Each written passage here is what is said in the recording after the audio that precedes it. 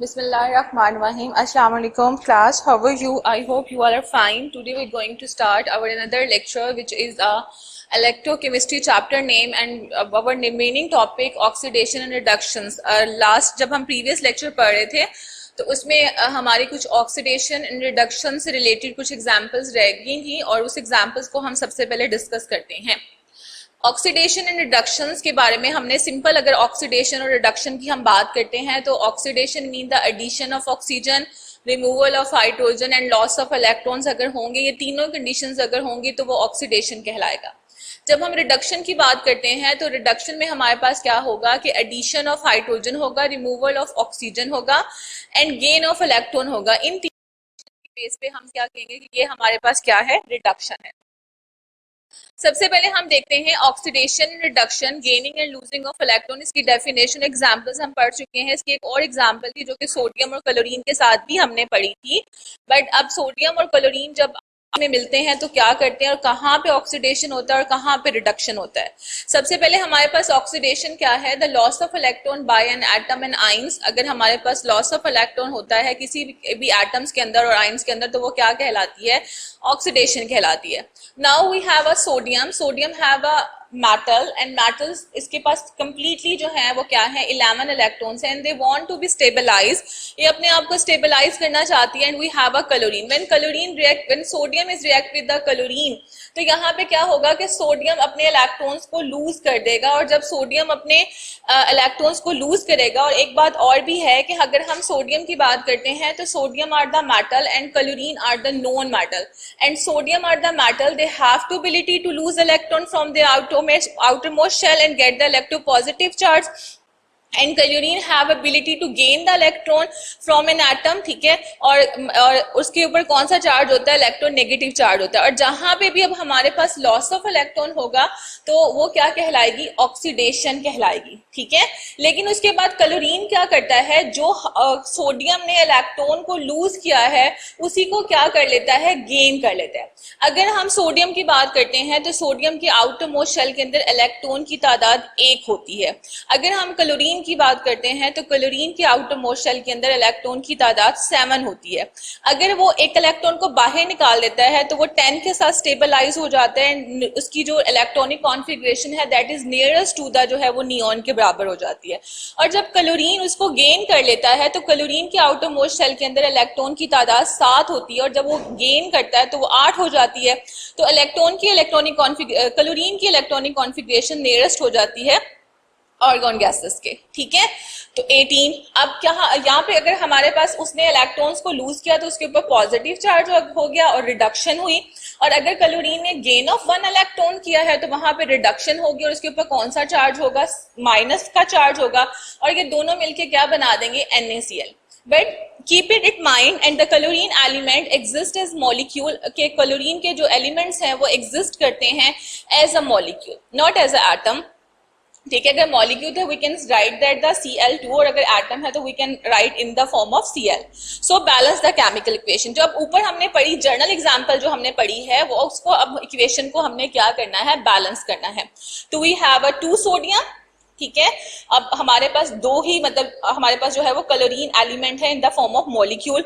अब यहाँ पे क्या होगा, लॉस ऑफ 2 इलेक्ट्रॉन्स, सोडियम जो है वो 2 इलेक्ट्रॉन्स को लूज करेगा और अगर इलेक्ट्रॉन लूज हो रहा है तो आपके माइंड में फौरन से क्लिक करना चाहिए कि oxidation take place on the sodium, ठीक है। इसी तरह से क्लोरीन उसी 2 इलेक्ट्रॉन्स को गेन करेगा और जहां भी गेन ऑफ इलेक्ट्रॉन की बात करेंगे तो वो हमारे पास क्या कहलाएगा, रिडक्शन कहलाएगा। नाउ वी हैव अ जब सोडियम क्लोरीन के साथ रिएक्ट कर लेगा तो वो क्या बना देगा, 2NaCl। यहां तक आपको समझ आ गया।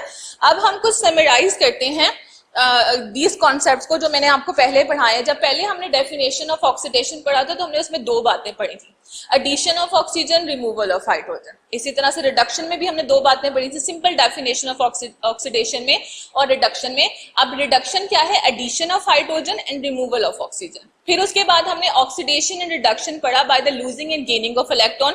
तो हमारे पास अब एक और पॉइंट आ गया। अब वो पॉइंट क्या है, अगर हमारे पास एडिशन ऑफ ऑक्सीजन है, रिमूवल ऑफ हाइड्रोजन है, लॉस ऑफ इलेक्ट्रॉन है, तो ये कंडीशन क्या कहलाती है? ऑक्सीडेशन कहलाती है। उसी तरह अगर हमारे पास एडिशन ऑफ हाइड्रोजन है, रिमूवल ऑफ ऑक्सीजन है and gain of electrons and then this condition is called the reduction. उसके बाद हमारे पास बहुत इंपॉर्टेंट डेफिनेशन है और इस इंपॉर्टेंट डेफिनेशन का नाम क्या है? दैट इज ऑक्सीडेशन नंबर या oxidation state. We can say both the name, oxidation number भी कह सकते हैं, ऑक्सीडेशन स्टेट भी कह सकते हैं, ठीक है।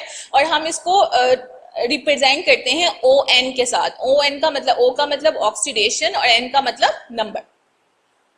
ऑक्सीडेशन नंबर या oxidation state is the apparent charge, जाहिरी जो है वो हमारे पास जो है वो चार्ज है जो असाइन किया जाता है किसी भी एटम ऑफ एलिमेंट्स के ऊपर या फिर मॉलिक्यूल या फिर उसके आयंस के ऊपर, ठीक है।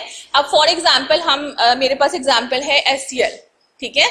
ऑक्सीडेशन नंबर, अब मुझे इसका ऑक्सीडेशन नंबर लेना, अगर हम हाइड्रोजन की बात करते हैं तो हाइड्रोजन के आउटर और इनर शेल के अंदर एक ही इलेक्ट्रॉन होता है, तो उसका अब क्या होगा? उसके ऊपर कौन सा चार्ज होगा?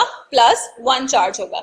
लेकिन अगर हम क्लोरीन की बात करते हैं, क्लोरीन नॉन मेटल है, इलेक्ट्रोनेगेटिव है, they have to ability to gain the electron from the other atoms, वो दूसरे एटम से इलेक्ट्रॉन्स को गेन करती है और खुद को स्टेबलाइज करती है, तो उसके ऊपर कौन सा चार्ज आ जाएगा? नेगेटिव चार्ज होगा। किसी भी एटम ऑफ द एलिमेंट्स के ऊपर अगर हम कोई चार्ज साइन करते हैं या उसके ऊपर रखते हैं, या पेरेंट चार्ज उसके ऊपर होता है वो +1 हो सकता है, +2 हो सकता है, -1 हो सकता है, that is depend upon the which type of element you have, ठीक है।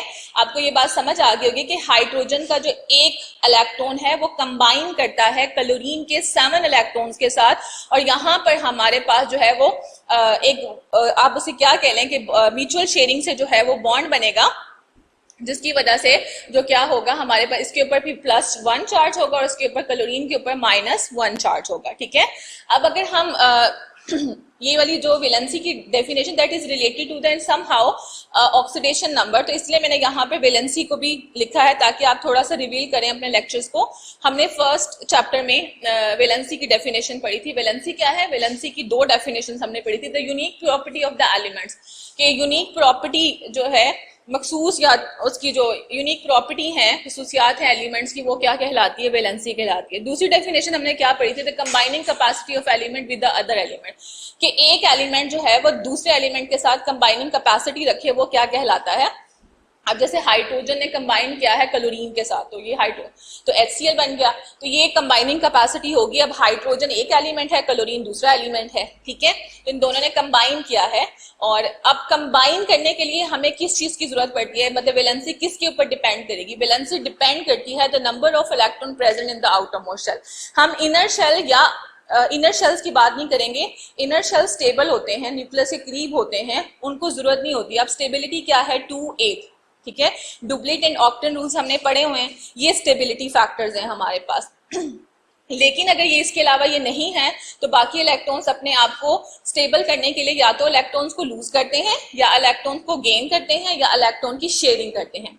तो अब वैलेंसी किसके ऊपर डिपेंड करती है? Valency is depend upon the number of electron present in its outer most shell, कि आउटर मोस्ट शेल के अंदर इलेक्ट्रॉन की तादाद कितनी है, तो वो उसकी क्या कहलाएगी? वैलेंसी कहलाएगी। तो अब हमारे पास हाइड्रोजन है, हाइड्रोजन की उसके आउटर मोस्ट शेल और इनर शेल में एक ही इलेक्ट्रॉन है, तो वैलेंसी +1 है। अगर हम क्लोरीन की बात करते हैं तो क्लोरीन ने एक ही इलेक्ट्रॉन को गेन किया है, ठीक है, तो इसीलिए उसकी वैलेंसी भी क्या होगी? -1 होगी। और वहां पे भी मैं आपको बता चुकी हूँ कि लॉस ऑफ इलेक्ट्रॉन क्लोरीन का 1 है, तो 1 वैलेंसी होगी, ठीक है। और अगर वो मॉलिक्यूलर फॉर्म में है तो वैलेंसी जो है वो 1 ही होगी हमारे पास, अगर वो उसके साथ क्लोरीन के साथ जो है वो कंबाइन कर रहा है। आई होप 9th क्लास आपको ये टॉपिक समझ आया होगा। इंशाल्लाह नेक्स्ट लेक्चर में हम इसके रूल्स पढ़ेंगे, और तब तक अपना बहुत सारा ख्याल रखिएगा। अल्लाह हाफ़िज़।